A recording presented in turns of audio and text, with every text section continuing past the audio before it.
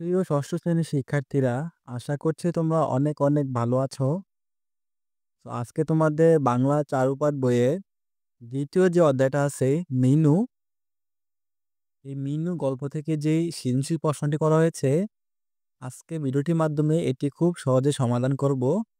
আশা করছি আজকে ভিডিওটি তোমরা না টেনে লাস্ট পর্যন্ত দেখবে। তাহলে আজকে অধ্যায় থেকে যে প্রশ্নগুলো করা হয়েছে, সেগুলো খুব সহজে উত্তর দিতে পারবে। চলো আজকে ভিডিওটি শুরু করি। শিক্ষার্থীরা, চলে আসলাম আমরা সমাধান পেজে। তোমরা অবশ্যই এই ভিডিওটি দেখার আগে অবশ্যই গল্পটি মনোযোগ সহকারে ৩-৪ বার পড়ে নিবে। তাহলে অধ্যায় থেকে যে আমরা প্রশ্নের সমাধান করব, খুব সহজে তোমরা এগুলো বুঝতে পারবে। চলো আমরা একে একে সমাধান করে ফেলি। প্রথমে মিনু গল্পের আমরা খুব শর্ট একটা সামারি আকারে বুঝে নিই। মিনু গল্পের সৃজনশীল প্রশ্ন উত্তর: বিচিত্র মানুষের সমন্বয়ে গড়ে উঠেছে আমাদের এই সমাজ। আমরা জানি আমাদের সমাজে শুধু একই রকম মানুষ নয়, বিভিন্ন রকমের মানুষ দেখতে পাই আমরা। কেউ পুরোপুরি সুস্থ, কেউ বা সম্পূর্ণ সুস্থ নয়। প্রতিবন্ধী মানুষও আমাদের সমাজে দেখা যায়। আমার সমাজে প্রতিবন্ধী মানুষও দেখা যায়। ছোট্ট মেয়ে মিনু বাক ও শ্রবণ প্রতিবন্ধী। তার মা-বাবা নেই, তাই বলে জীবনকে সে তুচ্ছ বলে মনে করেন না। দূর সম্পর্কের এক আত্মীয়র বাসায় তাকে থাকতে হয়। সেখানে কাজকর্মে তার খুব মনোযোগ। প্রকৃতির সঙ্গে তার মিতালি, মানে খুব ভাব। তারপর হচ্ছে ভোরে সূর্যকে তার ভালো লাগে। হলদে পাখি দেখে তার মনকে পুলক জাগে। পাশের বাসায় প্রবাসী কোনো এক পিতা আগমন লক্ষ্য করে সে মনে করে একদিন তার বাবাও ফিরে আসবে। বাবার জন্য মনে মনে অপেক্ষা করে মিনু, কিন্তু তার বাবা আসে না। তবুও সে স্বপ্ন দেখে। এই স্বপ্ন তাকে সমস্ত প্রতিকূলতা অতিক্রম করতে সাহায্য করে। তো আমরা এটা সংক্ষেপে পড়ে নিলাম। চলো আমরা এখন সৃজনশীল সমাধান চলে যাই। আর প্রথম সৃজনশীলে আমাদের একটি উদ্দীপক দেওয়া আছে। চলো এই উদ্দীপকটা আমরা আগে মনোযোগ সহকারে পড়ি। পড়না সারা সকাল মিসেস সালমার বাসায় কাজ করে। তাকে খালাম্মা বলে ডাকে। সে মিসেস সালমার যাবতীয় কাজে সাহায্য করার চেষ্টা করে। দিবা শাখার একটি স্কুলেও সে পড়ে।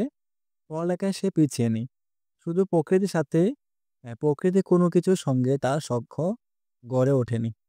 সে সবসময় সবসময় বা তার কোথায় তার নিজের জীবন আর কাজ নিয়ে সে ব্যস্ত। প্রকৃতিতে নয়, নিজের কাজে সে শান্তি খোঁজে। বন্যা তার কাজ দিয়ে কথা দিয়ে মিসেস সালমাকে এমন করে নিয়েছে যে মিসেস সালমাও বন্যাকে পরিবারের অন্য সদস্যদের মতোই মনে করে। তো আশা করছি তোমরা উদ্দীপকটি বুঝতে পেরেছ। চলো আমরা একে একে সমাধান করে ফেলি। কয়ে আমাদের বলা হয়েছে মিনু কার বাড়িতে থাকতো। আমরা জানি মিনু দূর সম্পর্কে পিসিমার বাড়িতে থাকতো। মিনু কার বাড়িতে থাকে? দূর সম্পর্কের এক পিসিমার বাড়িতে। আমাদের প্রথমে এর উত্তর হবে মিনু দূর সম্পর্কে এক পিসিমার বাড়িতে থাকতো। কার বাড়িতে থাকতো? দূর সম্পর্কের এক পিসিমার বাড়িতে। হয় আমাদের বলা হয়েছে ষষ্ঠ ইন্দ্রিয় বলতে কি বোঝানো হয়েছে। আমরা এটা উত্তরে দিব ষষ্ঠ ইন্দ্রিয় বলতে পঞ্চ ইন্দ্রিয়ের বাইরে বাইরে একটি বিশেষ দিক অর্থাৎ মনকে বোঝানো হয়েছে। কে বোঝানো হয়েছে? পঞ্চ ইন্দ্রিয়ের বাইরে একটি দিক অর্থাৎ মনকে বোঝানো হয়েছে। প্রত্যেকে মানুষের ৫টি ইন্দ্রিয় আছে। লেখক এই পঞ্চ ইন্দ্রিয়ের বাইরে মানুষের ভেতরে এক প্রকার অদৃশ্য অনুভূতির কথা বলেছেন। সেই অনুভূতির উৎস হলো মানুষের মন বা হৃদয়। ষষ্ঠ ইন্দ্রিয় বলতে এই মনকেই বোঝানো হয়েছে। আশা করছি তোমরা খটা বুঝতে পেরেছ। সেক্ষেত্রে তোমাদের যদি বুঝতে অসুবিধা হয় তাহলে তোমরা অবশ্যই কমেন্ট করে জানিয়ে দিবে। গয়ে আমাদের বলা হয়েছে, আমরা গ প্রশ্ন দেখতে পাচ্ছি। এখানে আমাদের বলা হয়েছে অবস্থাগত দিক থেকে উদ্দীপকের বর্ণা ও মিনির মধ্যে যে বৈসাদৃশ্য লক্ষ্য করা যায় তা ব্যাখ্যা করো। তাদের দুইজনের মধ্যে যে বৈসাদৃশ্য লক্ষ্য করা যায় তা ব্যাখ্যা করতে বলা হয়েছে। চলো আমরা এটা সমাধান করে ফেলি। হুম। শারীরিক অক্ষমতা ও মানসিক অবস্থার বিচারে উদ্দীপকের বর্ণা ও মিনির মধ্যে বৈসাদৃশ্য লক্ষ্য করা যায়। মিনু গল্পের বাক ও শ্রবণ প্রতিবন্ধী মেয়ে বাবা মা না থাকায় দূর সম্পর্কের আত্মীয় বাসা থাকে।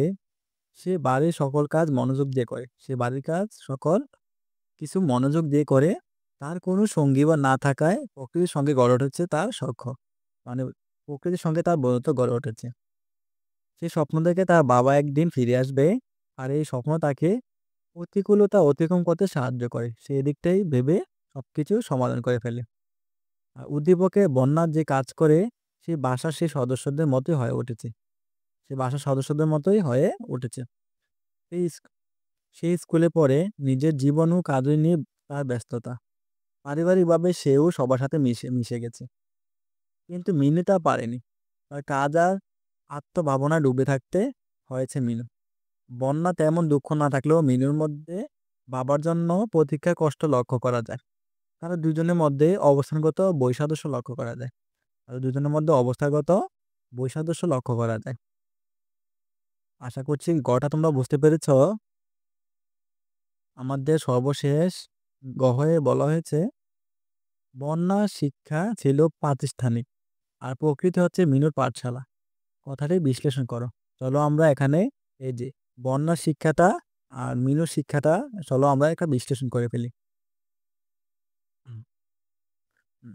বন্যা প্রাতিষ্ঠানিক শিক্ষা লাভ করলেও মিনু শিক্ষা লাভ করেছে প্রকৃতি থেকে। তাকে স্কুলে যাওয়ার ব্যবস্থা করে দেননি। মিনু গল্পে মিনু একই সাথে বাঘ ও শ্রবণ প্রতিবন্ধী এবং পিতামাতা হারা এতিম। সাধারণ মানুষের ভালোবাসা না পাওয়া প্রকৃতিতে সে আপন করে নিয়েছে। মনে মনে সে সৃষ্টি করেছে কল্পনার জগৎ। ভোরবেলা থেকে সূর্যকে তিনি ঝালানো চুল্লির সঙ্গে তুলনা করতেই তার ভালো লাগে। হলদে পাখি দেখে তার মন পুলক জাগে। ভোরের শুকতারাকে সে নিজের সই বানিয়েছে। সেই তাকে সঙ্গ দেয়। প্রকৃতি থেকে সে প্রতিনিয়ত শিক্ষা লাভ করে। আর অন্যদিকে আমরা দেখতে পাচ্ছি, অন্যদিকে বন্যা বাড়ির কাজ করলেও সে পেয়েছে গৃহকর্তার ভালোবাসা, যেটা মিনুই পায়নি। সে স্কুলে গিয়ে শিক্ষা লাভের সুযোগ পায়, পরিবারের সদস্যর মতোই জীবন অতিবাহিত করে। তাই তাকে প্রকৃতি থেকে শিক্ষা নেওয়ার জন্য প্রয়োজন পড়ে না। তার কি থেকে শিক্ষা নেওয়ার প্রয়োজন পড়ে না? প্রকৃতি থেকে। কারণ সে কোথা থেকে শিক্ষা লাভ করে? সে একটি প্রাতিষ্ঠানিক বিদ্যালয়ে পড়ে। কিন্তু মিনু সেখানে পড়ে না। তো তাই তাকে কি করতে হয় না? প্রকৃতি থেকে শিক্ষা নিতে হয় না। অর্থাৎ বন্যা প্রাতিষ্ঠানিক শিক্ষা লাভের সুযোগ পেলেও মিনুর ক্ষেত্রে তা সম্ভব না। সে বিরূপ সমাজে বসবাস করায় মানুষের সহানুভূতি পাচ্ছে না। আর তাই পাঠশালার ও প্রকৃতি থেকে মিনু শিক্ষা লাভ করছে। প্রকৃতি তার নিয়মের মাধ্যমে মিনুকে শিক্ষা দিয়ে চলেছে। শিক্ষার্থীরা, আশা করছি আজকের ভিডিওটির মাধ্যমে তোমরা তোমাদের যে মিনু যে গল্পটা আছে এটি খুব সহজে বুঝতে পেরেছ এবং ভিডিওটি তোমাদের কেমন লেগেছে তা কমেন্ট করে জানিয়ে দিবে। যদি ভিডিওটি ভালো লেগে থাকে তাহলে অবশ্যই চ্যানেলটিকে সাবস্ক্রাইব করে দিবে। ভালো থাকবে, সুস্থ থাকবে। আল্লাহ হাফেজ।